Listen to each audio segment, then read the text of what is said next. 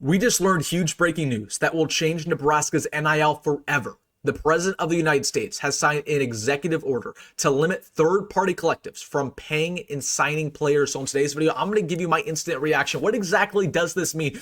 Does this have any positive or negative impacts on the Huskers? What does this mean for college football going forward? Is this a good move and everything else you need to know? And then we have seen a lot of news drop over the past couple days. The Big Ten has released their official stadium rankings and Nebraska was completely disrespected. PJ FLECK has went viral over what he said about the Huskers and Matt Rhule. I'm going to give you my instant reaction, whether or not it's valid. A couple other big-time nuggets. 4-star DB Devin Jackson is back in the fold for the Huskers. Nebraska, they are aggressively trying to flip him, and so many more things, man. We have a lot to talk about. This video is jam-packed, but before we get into all of it, hit that like button if you're fired up, because I know I am. And also, this season is almost here. If you're a diehard Nebraska fan and you're not subscribed, what are you waiting for? This is the only place in Nebraska YouTube where you get updates just like this, daily content. It is a no-brainer. It takes 2 seconds. Hit that subscribe button. Thank you so much. Without further ado, we have a lot to talk about. And quick reminder, in 2 days, on Saturday at 10 o'clock Central, the biggest video that I do all year on the channel, my comprehensive Nebraska 2025 deep dive with advanced graphics, advanced statistics, film, surprises, my individual player ratings, and so much more. It will be released to the public. I put a lot of work into what you're about to see. So set your calendar, set your reminder. 10 o'clock Central on Saturday, be here, big time video being released. All right, let's just get into it because we have a lot to talk about. It was just announced about 15 minutes ago. The President of the United States has signed an executive order trying to save college sports by prohibiting third-party pay-for-play payments to collegiate athletes. So basically what this is going to do, from everything that we've heard, is this is going to limit the amount of money that these third-party collectives can pay collegiate athletes. It's not necessarily through the university. It's not these outside, endorsements like a Nike or a car dealership. It's these collectives like the 1890 Collective for Nebraska. What the President of the United States is trying to do is basically trying to shut down these collectives, if not limit them entirely. So this is a very good move for college sports, in my opinion, because NIL isn't the problem. Paying athletes is not the problem. It's the collectives that are the problem. Because, colleges, they can pay these athletes, a little bit amount of money. They made the House settlement that these colleges can only spend up to $20 million per year on their roster. That's perfectly fine. That limits the money a lot. But right now you're seeing around the country that Texas, Ohio State, they're paying around $50 million, $60 million. And it's because of these collectives, because the collectives, they have unlimited cash. And you even see it at schools like Texas Tech, Oregon. They're paying these absurd contracts that honestly probably won't even be backed up. They probably won't even pay these athletes, probably lying to their faces. These collectives are corrupt. They have a lot of billionaires behind them. It's a terrible deal. And the president's right now trying to shut that down because it's honestly unfair for a lot of these smaller schools. And also it's just corrupting the sport. 18-year-olds, yes, they probably deserve to get paid with their name, image, and likeness, but getting paid $4, $5, $6 million a year, I mean, that's just crazy, right? That's crazy. And these kids really, they don't even know what to do with that type of money. So honestly, really like this move. Now, here's a couple caveats. There's a lot of caveats, actually. We don't know if this will actually be implemented. It's got to get through the House first. It's got to get through a lot of these loopholes. The NCAA has got to implement it, and they actually got to uphold it.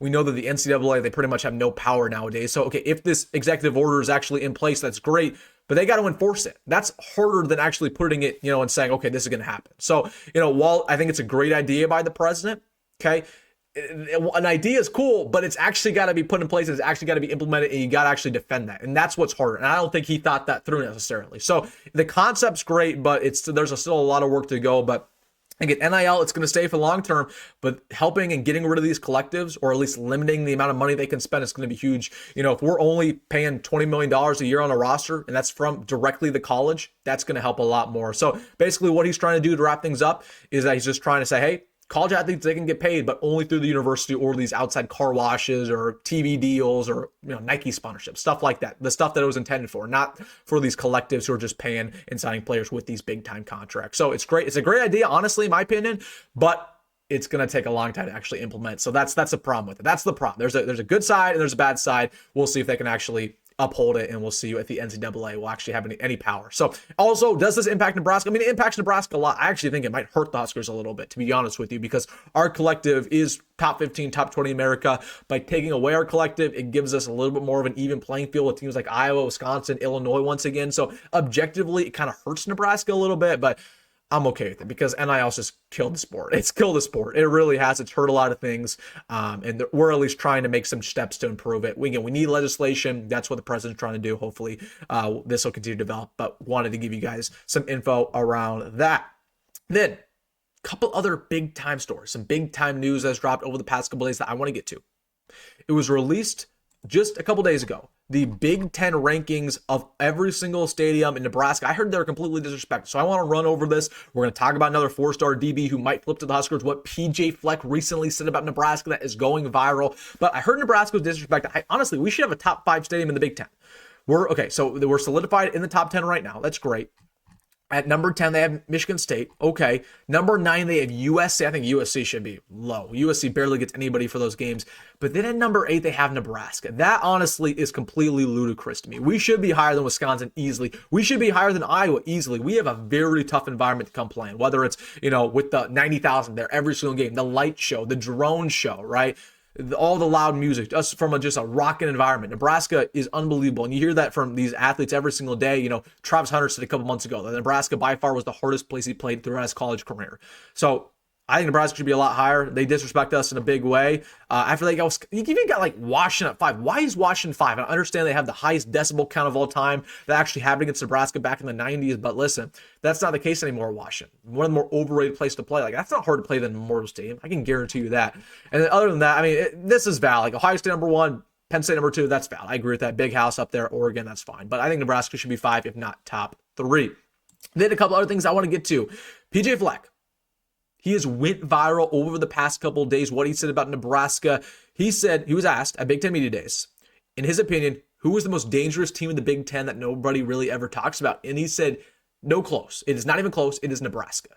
People need to give Nebraska a lot more respect. He gave Matt Rhule a lot of praise. That Matt Rhule, he respects him a lot. That he's bringing Nebraska back. That he, talks a big game, but he's doing everything right on and off the field. And that's why he believes that he has a plan in place to bring Nebraska back to stability. So I know that a lot of people, we like to disrespect PJ FLECK a little bit, and it's easy to disrespect him. He's a little bit corny, right? Wears the tie on the sidelines. He does, he's very animated. But say what you want about him, he's won against Nebraska. He's won, 6 straight against us, beat Matt Rhule in 2023 head-to-head. But it says a lot that while maybe we're rivals with Minnesota just a little bit, that he would say at Big Ten Media Days that he respects Nebraska, Matt Rhule a lot. He believes that we're on an upward trajectory. That's saying a lot. And that means a lot of Big Ten coaches, not just him, but some of these other coaches too are really starting to see what Nebraska's doing. And they're saying, okay, Nebraska could be very dangerous. So I thought that was a nice little gesture by PJ FLECK. I've always kind of liked him a little bit, which is a hot take, but I just think that although he's corny, he is a solid culture and he wins football games. And if you can do that and you can back up your talk, I think you're a good coach. And PJ FLECK is a good coach.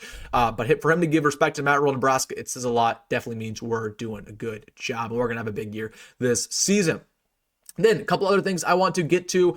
It was released today by John Garcia at On3. We know that Danny Odom, he's been trying to flip by these other big time programs, Ohio State, Oklahoma, Clemson, Penn State, just to name a few. But right now he's completely locked in with Nebraska, but it was also said that Danny Odom is trying to peer recruit multiple players to the Huskers. And the name that was in this article time and time again, more than any other, you can already guess who it is, somebody who we're very familiar with, is Devin Jackson. Now, Devin Jackson committed to Oregon at the start of this month, and I told you guys that for all intents and purposes, it sounded like he signed an NIL agreement with the Ducks, that he wasn't going to flip away. That was pretty much a done deal. That is not the case from what it sounds. There's some loopholes in there. He can get out of this Oregon agreement. So Nebraska definitely in the thick of things once again to get Devin Jackson. We'll see. We'll see if that happens. I know Nebraska, they're trying to get him on a visit once again this fall, whether it's for that Michigan game, whether it's for the USC game, we will see. But Devin Jackson back and play for the Huskers. They need him in the secondary. We need more defensive commits, period. We need 4 stars all over the field. And I told you guys, while Danny Odom could flip away, I either think Danny Odom, it's either going to be package deal with Danny and Devin, or if Devin doesn't come here, Danny will flip away. I think that's really the only case. So you just got to bring Devin no matter what. It's not over for him, but let's see what happens. But definitely good news, because I thought the Huskers are out of it. That's not the case. They're going to get him on a visit this fall. So I wanted to keep you guys posted on that. And then one last thing I want to get to. More on a somber note. It's been 9 years yesterday that Sam Foltz died, of course, in the car crash back in 2016. So I was thinking about this a lot last night. We know that Sam Foltz was a great player for Nebraska, a great punter, but he was a better person off the field. So I was thinking about this a lot, his impact, what this means for college football. And it's funny that we just got the NIL thing that we talked about earlier in this video. College football has changed a big way since Sam Foltz was playing, because Sam Foltz was somebody who did everything right. He was a walk-on coming out of Grand Island. He grew up on a farm. He decided, you know what? I love this program. I love this state so much. I want to walk on Nebraska. I want to give it everything I have on and off the field. And he was so impactful.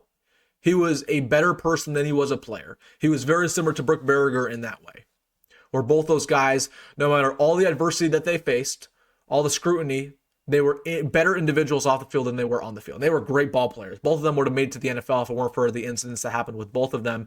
But I was thinking about this a lot, and I was like, man, there will never be another Sam Foltz at Nebraska. Not because there's never going to be somebody who's hardworking from the state who plays here. That's going to happen. But there's never going to be a walk-on like Sam Foltz ever again, because the walk-on program's dead.